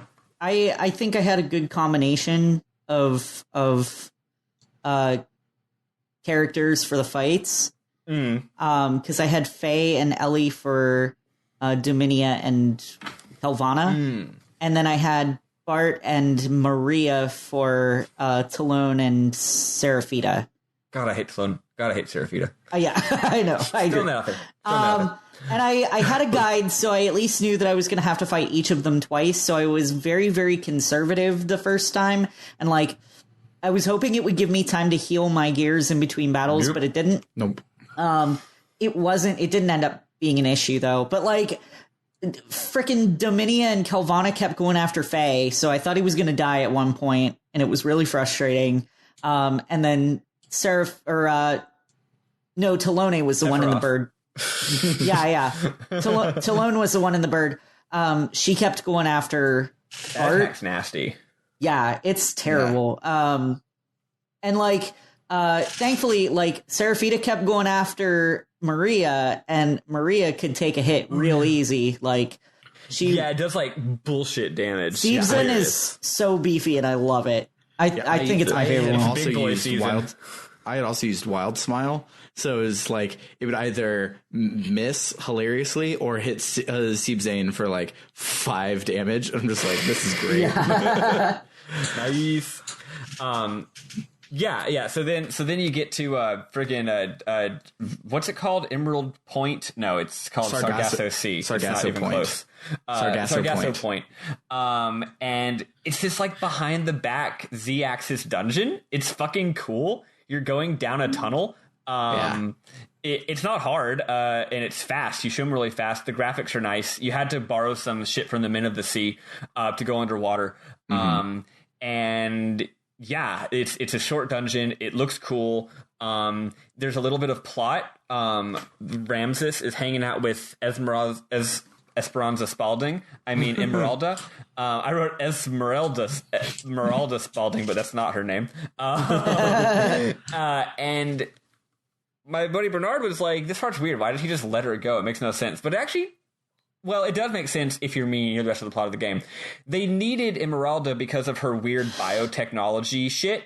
And once they got her, he was able to glean some information from her about biotechnology. about nanomachines, about artificial life. And after thus having gleaned that information from her existence, perhaps by doing tests or something, he now has acquired what he needed to acquire. He does not need her. He just needed her as an item of research, which you'll find out what he's researching later. So it's like naked girls. Just researching a lot of naked girls. Yes. He had Myong earlier in the game, and now he has Emeralda. Exactly. No, he's researching the big bad plot, which has to do with nanomachines and shit. Sort of. Not really. It's not really a spoiler. So anyway, he's like, if I let you go, maybe it'll trigger some weird memories in Faye and have an effect. So he intentionally lets her go, thinking maybe that'll be a good thing to do. So then you fight her, and she has a fucking cool looking robot. I like her robot a lot. Insanely goddamn cool looking robot. But you beat her. She then joins you again, and you're back on the Yggdrasil, and it's like, it turns out Faye is her dad. And she's just like, Kim. You're like, oh, you mean Faye? Okay, so Kim is Faye. Hi, Kim is Faye. And like, that's your name now, is Kim is Faye. Yeah. It takes Faye a long time to understand what's going on because he's stupid. He's so dumb. He's so dumb. It's like, Faye, she thinks you're her dad. And he's like, oh, I look just like someone named Kim. She's like, no, you are Kim. What the fuck is wrong with you? You mean her father? And so Ellie the entire time is very patiently just like, Faye, you resemble her dad. You may be her dad because you don't remember your life, but that's what's going on. He's like, I don't get it. What's this? Who is she? He's like, what? So all Asians look the same to you? I'm not Kim, okay? There's a difference in a Wong and a Kim, okay? Yeah, Wong and Kim are different, okay? You racist small 5-year-old child. But it's okay. She's actually 522, so it's okay that she was naked. Yeah. Yes. So that's going to be a slow burn there with Esmeralda. She doesn't join your party here, does she? Yes, she does. No idea. I think she does join your party at this point. The guide says Emeralda will now be a permanent party member. Oh, so. There you go. I didn't put her in my party, so I didn't remember. She's fucking awesome, actually. Do put her in your party at some point in the game. She already knows every death blow that she can learn. Oh, that's awesome. She turns her hair into like a giant hammer because she's made of nanomachines and like smacks the bad guys with it. It's I already love her. She yells. She's like a small feral child. She's like Gao from FF6 basically. So she just like screams with all of her attacks. She's just like, she's just small and angry. I do like me a small angry. And she needs love. But yeah, so then then you're done, and they're like, let's go to Solaris, and there's some more dramatic cutscenes, and then the heroic music plays, and Maria flies you to Solaris. She cannot join your party because she has to be the one. She has to do the she's your getaway ride. Because we destroyed the 3 gates that are on the ground, which it was its cloaking device, but its force field is still operated by a gate that's inside the force field. So we have to break through the force field to be able to actually take down the Citadel for Mass Effect. And it literally is the fucking Citadel from Mass Effect. Just I knew the you were Citadel going to from love Mass that, Effect. Sam. The design of it it's beautiful. I love it. Yeah. It's a bloomin' onion. Yeah. And so she has to use her gravity cannon to make like a warp in space time that you can like finagle your way through to get past the force field. Yep, exactly. Also, when you first get there, everything's upside down. And you actually have specifically one screen where you actually get to control the characters being upside down because gravity is backwards in Solaris. Mm-hmm. Because it's like on the sky, like it's like you're going up because you're on the Citadel and you're facing downward, like it's like that's how it is. Like you see the Earth above you. Mm-hmm. So you get there and they're like, cool, we're here. Let's go explore and figure out what's going on. And then Faye sees a little hexagonal transport pod, and he's like, "Ooh, look, a transport pod! I'm Goku, doopa doopa doo." And they're like, "Faye, be careful." He's like, "Let's explore inside." And they're like, "Faye, be careful." And he's like, "If this is the transport pod, maybe we can use it to get in." And the second they all follow him in, the door fucking shuts, and the transport pod moves, and they're like, "Oh fuck, the truck has started to move." Faye, you idiot. But turns out Faye was smart, and the transport pod transports you into the third class slum slave land. There's a really beautiful shot where it's you in the little hexagon shaped room, and you're in at the center of the screen, like a tiny dot, like a couple dozen pixels, and it slowly like moves across the screen. And then it zooms in, and but the whole time it's moving, you can see, oh, there's a safe one in there, isn't there? Yeah, I can see that shit. Oh yeah, I can see that shit. And the camera zooms in, and you're like, give me that save point. And that's where we save. I cheated. I did step outside of the capsule. It was time to leave the capsule if I dared. And I walked around a little bit because I like this part of the game. But we're supposed to stop right there. Right there. That's the one. So we've finally done it. It's been a zillion fucking hours, and Sam is no longer even playing the game anymore. We're down one. I feel so bad because, like, on the first series for Square Roots, this happened to Jim on like the last boss fight, and so he just watched the ending. I have about 5 weeks of just watching, and I failed. Only 3 weeks. We only have 3 episodes left, folks. I thought we still had 4. No. We've got Solaris, which is what's coming next, and then there's 2 episodes of Disc 2. That's it. Oh, okay. Oh, wow. Yeah. Nice. Yeah. I'm sorry if I may have explained that wrongly. I had the math 100% solid in my head. I didn't make a mistake with the math, but I may have made a mistake with my words. Sorry. Word. But I honestly thought it was going to be me dropping out. Yeah, I thought you'd be gone at Babel Tower. I thought I would too. For a little while, I was like, you know what? Maybe I should just call it quits here. Because my anger levels, my frustration and stress levels cannot take this. But I got through it, and aren't you proud of me? And now you know there's like no dungeons left for the rest of the game. It's over. It's finally over. Well, more or less. There's some fucking dungeons, actually. This 2 goes hard. But not platform-wise. Okay, good. I thought it went hard on the boss fights and not on the dungeons. But no, it's only got like 2 dungeons, maybe. I can't really remember, but like, one of my complaints of this game is that most of the dungeons are like 2-room hallways, and in Disc 2 the game is finally like, oh, you want some fucking dungeons? We'll give you some fucking dungeons. Nothing else. Yeah. I actually that's why I actually enjoy Disc 2 a lot, because it's like I like that part of the game, right? But anyway, get ready for a lot of really good plot twists and a lot of really dumb plot twists. And it's fun shit. So for next time, let's not talk about that. So, like I said, we're doing all of Solaris. It's very easy for next time. You go until you get to the save. What's the name of the Luna? You go until Luna shows up and says, "Do you want to save?" And if there might be multiple of those spots, but you'll know it because after you save, it says "Insert disc 2." So gotcha. when you get to the part where it says "Insert disc 2," turn the game console off and do not insert disc 2 because it's probably 7 hours of cutscenes. And that's fucking it. Very, very easy to remember. Technically, it's going to be, let's see how many chapters it is.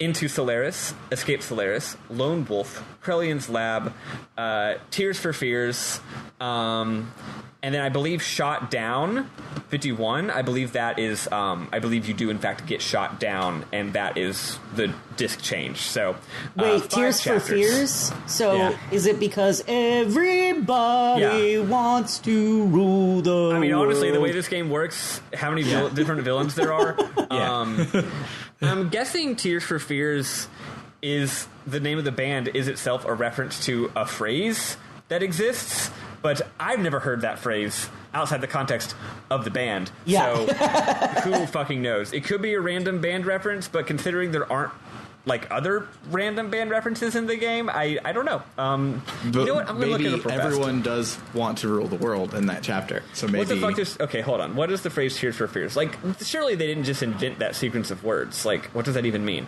Let's find out. What does "Tears for Fears" mean? Tears for Fears are an English pop rock band. I fucking know they're an English pop rock band. What is the name of the band? Where did they get the name of the band? It's a very good name for a band. Maybe not.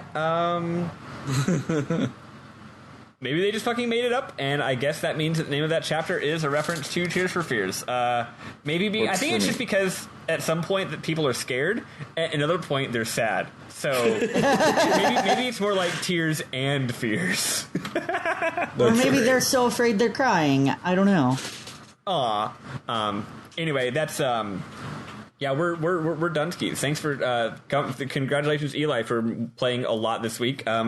Congratulations, Sam. You did your best. I did my best. You did your best. Yeah, that's it for the week. So hey, by the way, Tears for Fears is a reference to author Janov, who is a psychologist.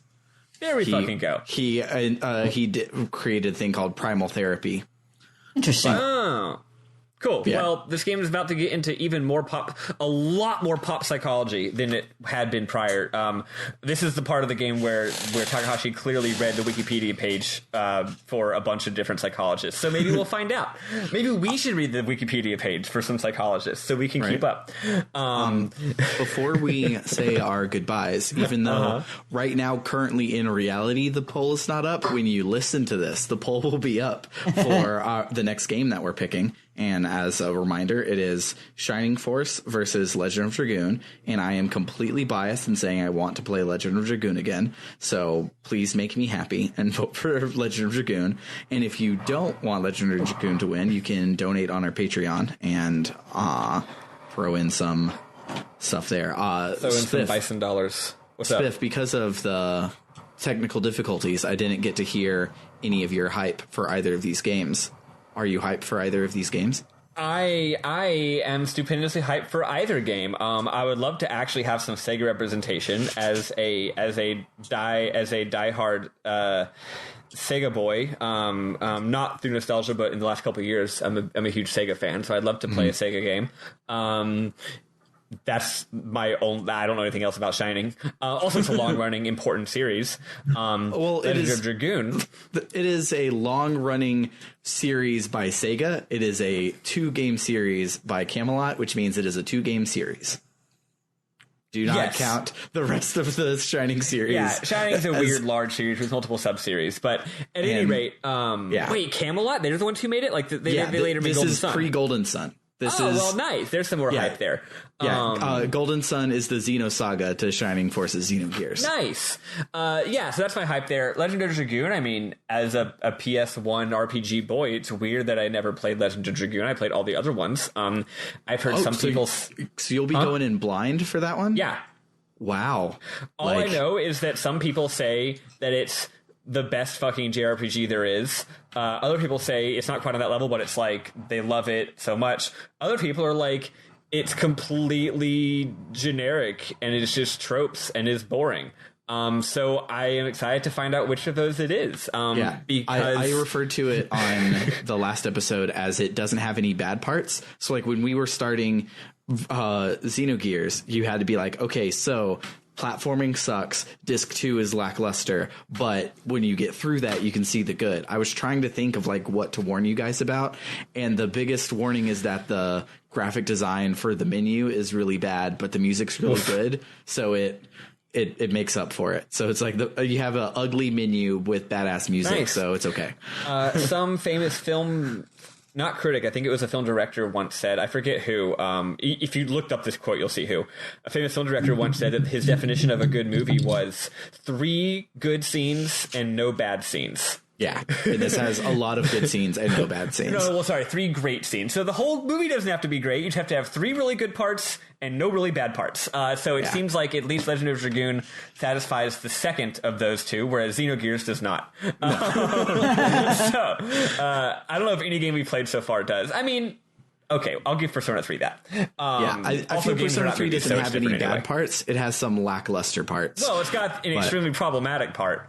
Yeah, that too. I was talking gameplay-wise, they didn't do anything with the summer, and they realized it, so they skipped half the summer, but they could have just given us game to play. But, yeah. Yep. Cool. So yeah, I have no particular hype. I'm really excited to play both. I kind of want to play Shining more because it's Sega and because it'll make you sad. I'm just kidding. If we play Legend of Dragoon, I have a person who might want to be a guest host, so I'm kind of hyped for that. I'll keep that in my pocket for now. That's it. So that's it for the week. If you are enjoying this podcast, especially you person we found out from Twitter, listen to our cast but isn't on Discord. What was your name? Shout out to you. Because I also wanted to drop in a correction for what he said. Oh, yeah, sorry. Please do that, Sam. I'm pulling it up right now. I'm going to walk away, actually. I need to get dressed so I can go to work. But I'll come back. But while you're doing this, I'm going to walk away. Okay, so... let's look here.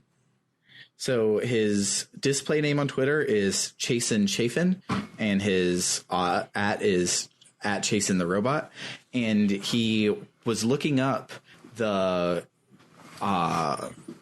Brain Ball Gazel Ministry name that KNIGRET that we mentioned, and that we didn't want to say out loud. That we did not want to say out loud. So he was like, hey, I looked it up and none of them are named that. Where did you guys see the name? And I'm like, well, here's a screenshot of it. But I looked it up, and actually there were so many new names thrown at it that whoever the translator was for this part had no idea, like, half of what was going on, because it doesn't make sense at all anyways. And so they use the katakana for neglect instead of, like, the English word neglect instead of whatever the